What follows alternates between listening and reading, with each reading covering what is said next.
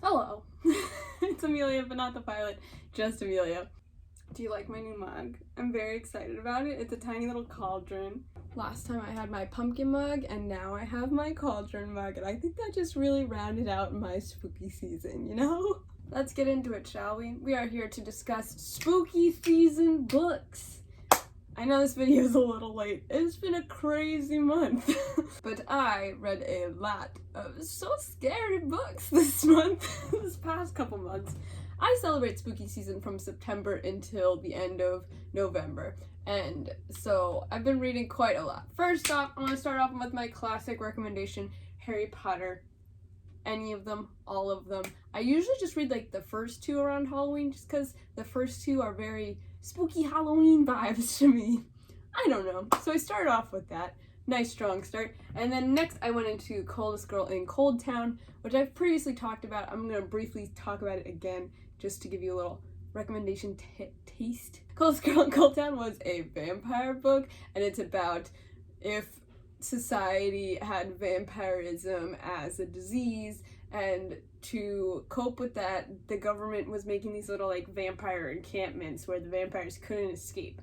And so she gets bitten, and then she's like, oh no, am I gonna turn into a vampire? We don't know. So they break into this vampire settlement. They're trying to find people. She makes friends along the way. They're trying to escape.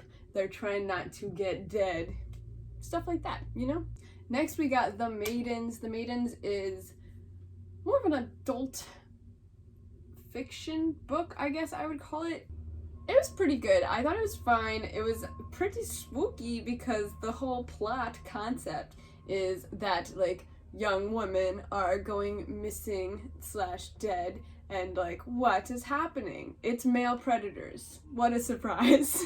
And so you got this mystery going on of this lady who's a psychologist, and she's visiting, I think it's Oxford or Cambridge, one of those, and she's visiting her like old school. She used to go here, and is going into this mystery and trying to solve it and trying to figure out why these people are dying, but also maybe almost getting dead herself. Whoa, spooky.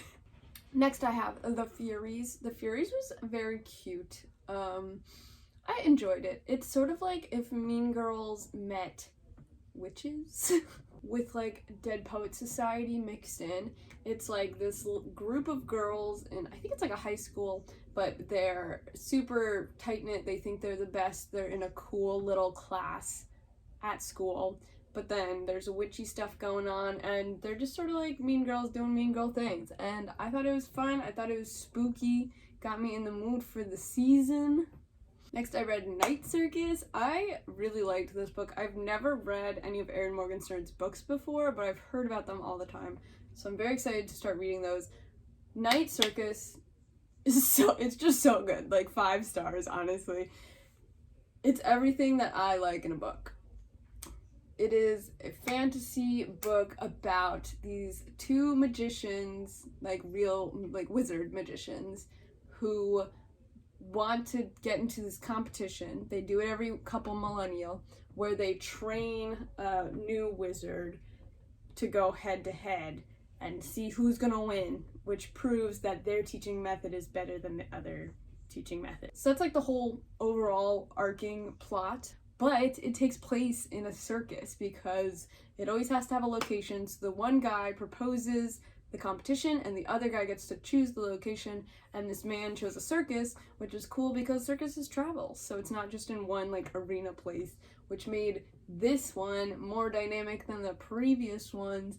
And then the 2 kids that they choose are both very interesting, and we got some little romance going on. It was just an overall great story. I just really love the fantasy circus aesthetic. It's very interesting, and there's a lot of like minute details that I really liked that she put into the circus. Like specific things like the circus is all completely in black and white, and then there became this like fans of the circus had like a fan culture thing going on, but meanwhile this is like 1900s society, so they don't have computers. They're just doing like a fan community via letters, which was very interesting.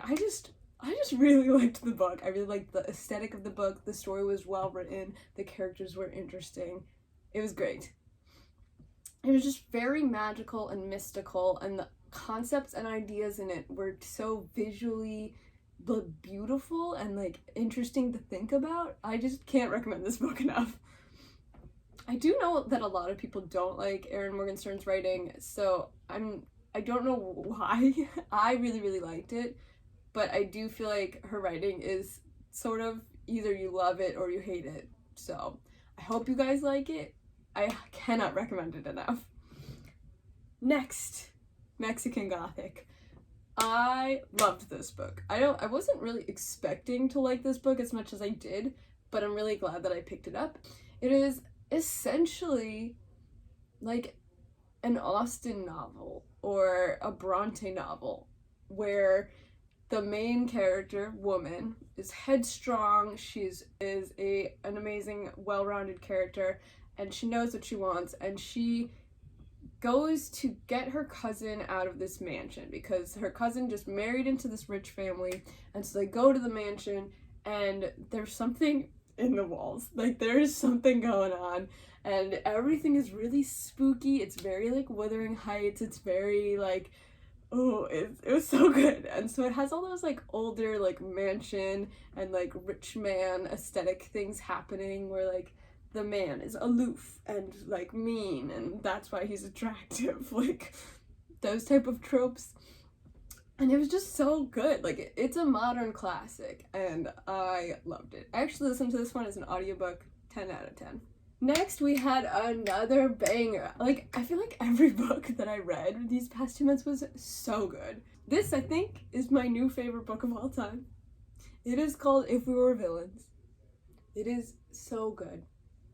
So good. I cannot recommend this enough. Before we get into If We Were Villains, I would also like to mention that I also read Secret History, which is about 500 pages. It's the same story, same concept. Secret History is not that good. I don't know what y'all are getting into. I liked the vibes. I understand the aesthetic. Donna Tart is not a good writer. I didn't like the characters. I thought there was a lot of masculine energy, misogyny, sexism, something happening that I did not vibe with. The plot was so slow. The characters were not that interesting, and you knew how it was going to end before it starts. If We Were Villains is a better version of this book. Controversial topic. I'm just going to say that. I'm just going to say it. Let me know if you agree with me down below. To describe the plot of this book, The Secret History, it is about, I don't remember his name, like Roger or something? I can't find his name. Anyway, it's about this main character who is essentially an everyman. He is so much like Holden Caulfield, it's sort of annoying. Like, he's very wishy-washy. He doesn't, like, put his foot down to do anything. Everything just sort of happens to him, which is fine. It's sort of boring to read from that perspective. But anyway, he's very ho-hum. Everything's just happening to him. And he joins this group of friends in college, and they're very academic, and their entire lives is academia. They are dark academia.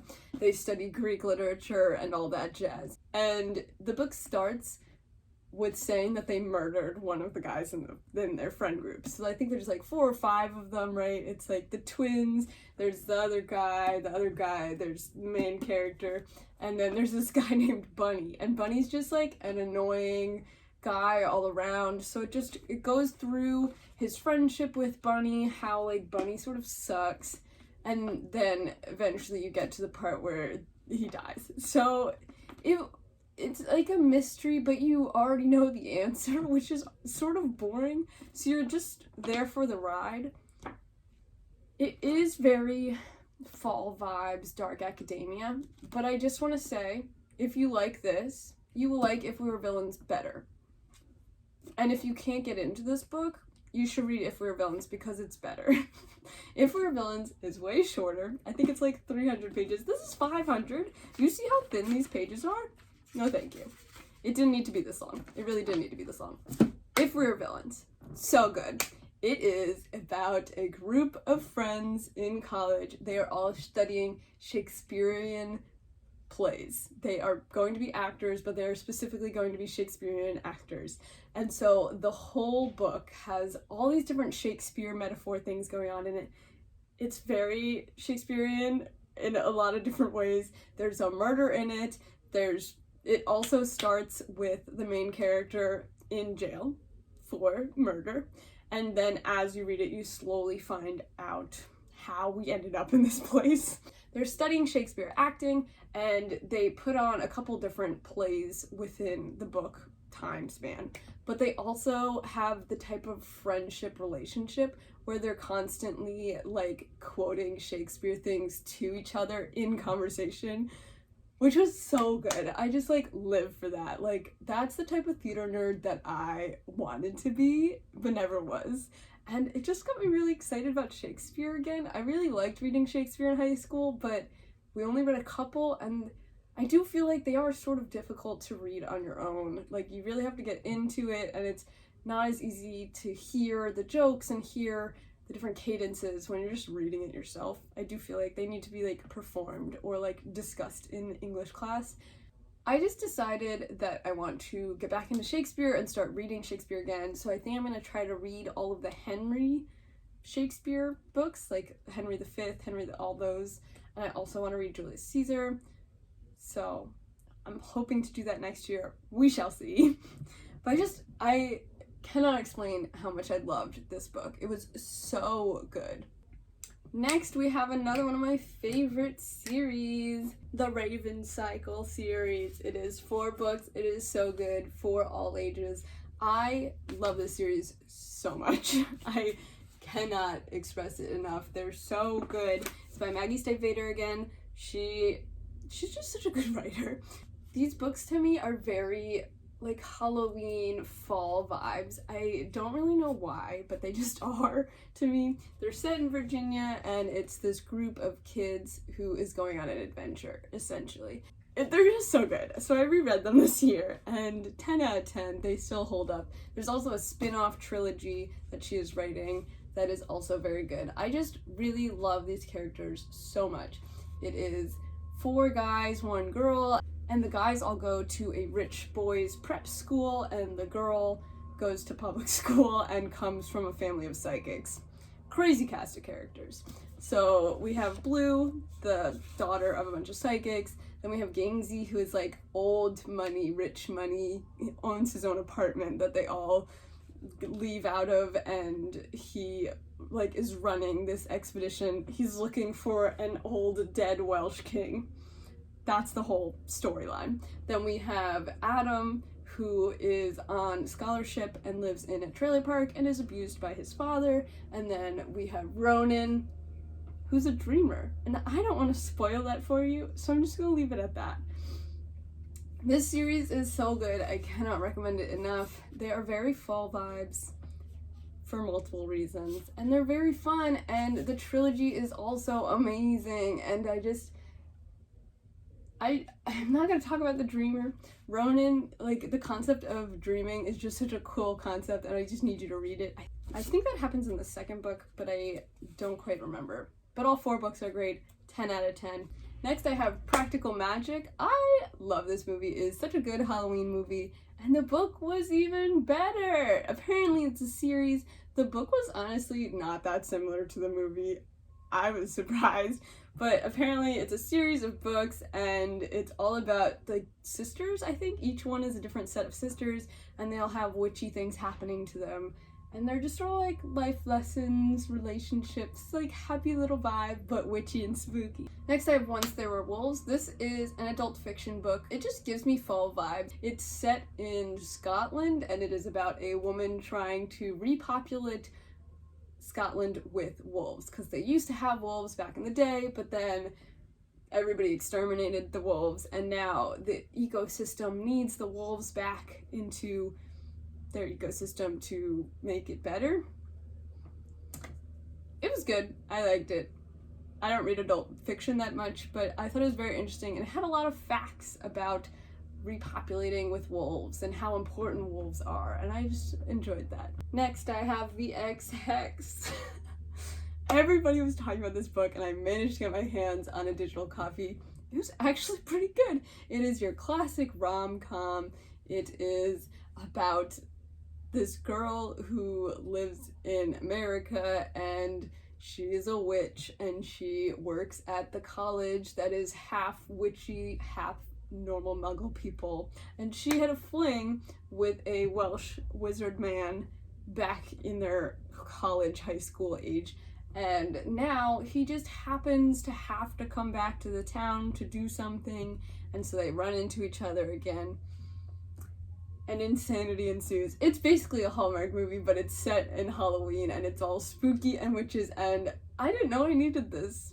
I really didn't. And I just want to say, Hallmark, if you're watching, why are you not making Halloween Hallmark movies? Because that's what I really want. I don't like Christmas that much. Like, bah humbug, all that, whatever.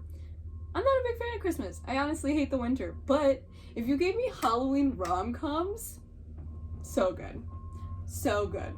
Next, I read Ace of Spades, which is also a newer spooky book. It wasn't that spooky. It was more like Gossip Girl, but make it racist. And that's what was spooky about it, because racism is scary. It follows the story of two different black kids in this all-white school, and the racism that they're dealing with inadvertently, but also blatantly, and how even people that they think they're friends are maybe they're not friends, you know?